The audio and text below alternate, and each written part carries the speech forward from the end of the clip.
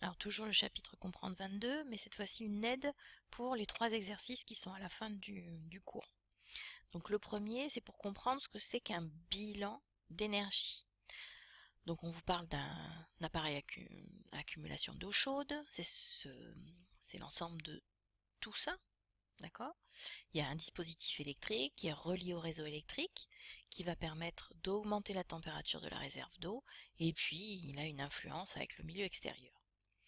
On nous définit QU, le transfert thermique qui permet de chauffer la réserve d'eau.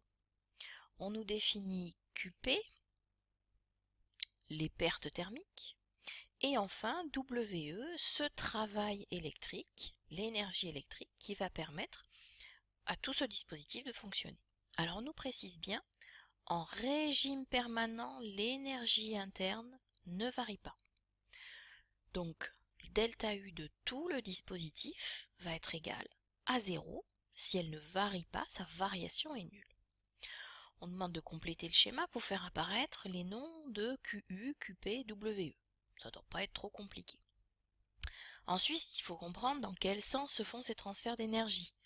Le réseau électrique va alimenter le dispositif électrique, qui lui va fournir de l'énergie pour chauffer l'eau, et malheureusement, qui va perdre aussi de l'énergie vers l'extérieur. À vous de replacer les QP, QU et W.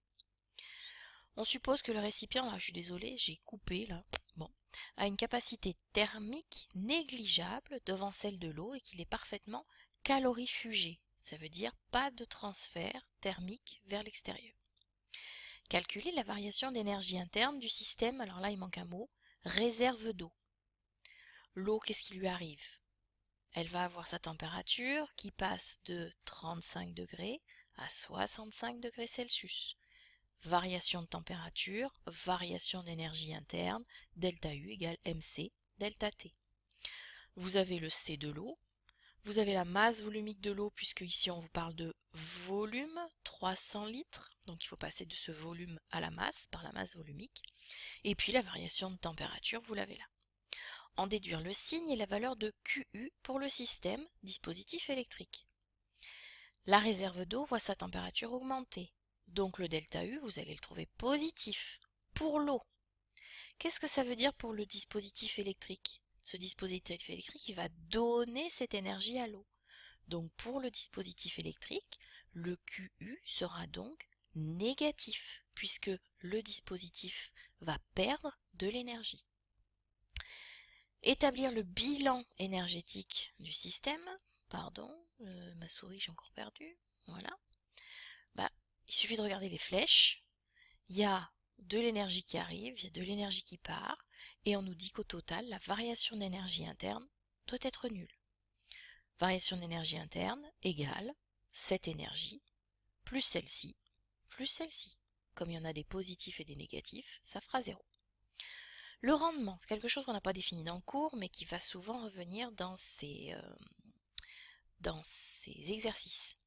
Défini par le rapport de l'énergie utile sur l'investissement requis. Finalement, c'est l'énergie qu'on va pouvoir récupérer de manière intelligente par rapport à l'énergie qu'on aura payée. Ici, l'énergie que l'on récupère va nous servir à chauffer l'eau. Et l'énergie qu'on aura payée sur notre facture électrique, c'est l'énergie du réseau électrique. Donc vous avez ce rapport que vous pouvez exprimer en fonction des QU et puis WE. À partir de là, vous savez que c'est 80%. Donc vous pouvez terminer vos deux équations entre la question 3 et la question 4. Exercice suivant. Panneaux solaires. Cette fois-ci, on va toujours faire ces bilans d'énergie, mais on va les appliquer à des panneaux solaires. Alors on nous explique le chauffe-eau solaire, les panneaux sont sur le toit, etc. On nous donne l'énergie surfacique moyenne reçue par jour, donc de l'énergie solaire qui arrive sur une surface de 1 mètre carré. En janvier, pas beaucoup, en juillet, beaucoup plus. Et puis on nous donne aussi des informations sur l'eau que l'on doit chauffer. En hiver, elle arrive à 9 degrés Celsius, en été, elle arrive à 16 degrés Celsius.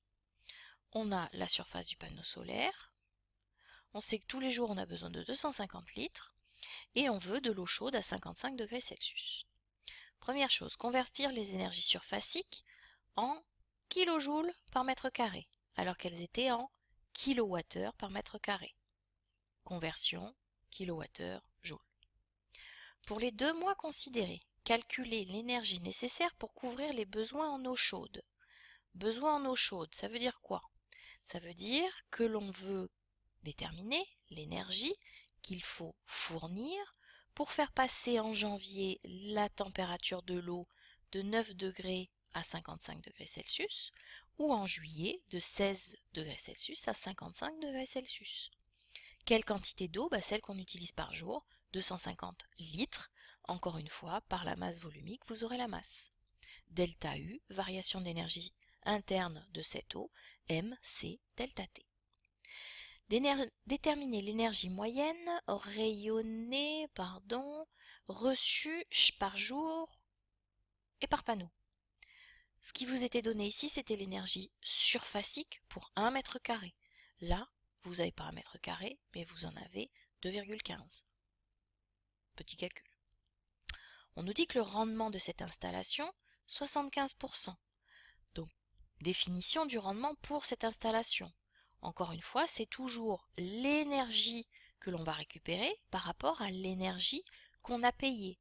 Alors ici, on ne l'a pas tellement payé cette énergie, puisque c'est de l'énergie solaire qui va nous permettre de faire chauffer cette eau. Il n'empêche que c'est l'énergie qu'on aura utilisée pour arriver à chauffer notre eau. Donc c'est l'énergie qu'on récupère sur le chauffage de l'eau par rapport à l'énergie qui arrive sur les panneaux solaires. Et ce rendement, tout ça est égal à 75%. En déduire le nombre de panneaux solaires nécessaires en juillet et en janvier. En fait, on va se rendre compte que si on prend qu'un seul panneau solaire, ça ne va pas couvrir les besoins pour chauffer les 250 litres d'eau par jour. Donc, combien de panneaux sont nécessaires? Si vous avez l'énergie dont vous avez besoin et l'énergie qui est fournie par mètre carré ou par panneau solaire, vous trouverez le nombre de panneaux solaires. Alors en juillet, il est de 2 et en janvier, il est de 6. Évidemment. Justifier que les chauffe-eau solaires sont toujours équipés d'une résistance de chauffage d'appoint. Donc, en hiver, on va avoir besoin d'un petit appoint pour chauffer l'eau autrement que par nos panneaux solaires. Ou alors, on pourrait mettre suffisamment de panneaux solaires pour aussi couvrir les besoins en janvier, mais installer 6 panneaux solaires sur un toit, ça peut revenir très cher. Donc souvent, on fait des compromis. Enfin, le dernier exercice, qui est là plus sur le flux thermique à travers une paroi. Pour décrire la conduction d'un matériau, on définit la conductivité thermique, lambda, et on vous rappelle son unité. Bien important ici. L'isolation des parois est caractérisée par la résistance thermique, ça on connaît, mais ici c'est rajouté surfacique. C'est une définition supplémentaire, mais on vous la fournit, qui est égale à E sur lambda, épaisseur sur lambda. Donc vous connaissez l'unité de l'épaisseur, vous connaissez l'unité de lambda, vous devez pouvoir trouver l'unité de RS. C'est la première question. Déterminer par analyse dimensionnelle le lien entre RS et puis la résistance thermique qu'on a définie dans notre cours par rapport à sa surface. Si c'est une résistance thermique surfacique, ce RS, c'est évident qu'effectivement la surface va intervenir. Exprimer RT en fonction de grand S, petit e et lambda, ça, c'est ce que vous avez dans le cours, la formule que se trouve ici. Déterminer la résistance thermique surfacique d'un mur de béton plein d'épaisseur 20 cm. Juste une application numérique de notre formule. Faire de même pour le bois de même épaisseur. La température du mur intérieur est de 18 degrés, à l'extérieur 12 degrés Celsius. Sens du transfert d'énergie, on a déjà vu ça. Le sens s'effectue toujours de la température la plus haute vers la température la plus basse. Donc de l'intérieur de la maison vers l'extérieur de la maison. Déterminer le flux thermique, définition du flux, on l'a ici. Variation de température sur la résistance thermique du matériau. Donc avant, on vous a fait calculer la résistance surfacique du matériau.